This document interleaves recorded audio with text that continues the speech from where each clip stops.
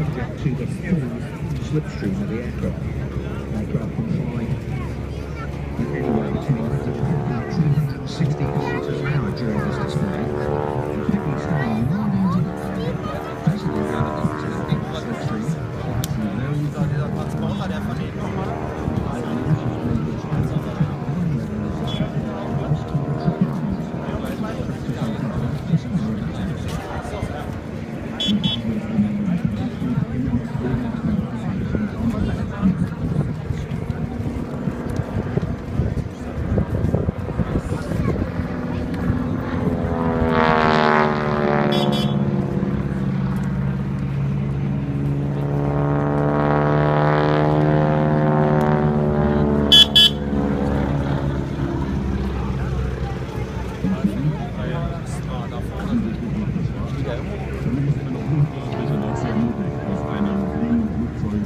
Aus der Sicherheit des Cockpits hinauszuklettern und sich auf die Flügel zu stellen.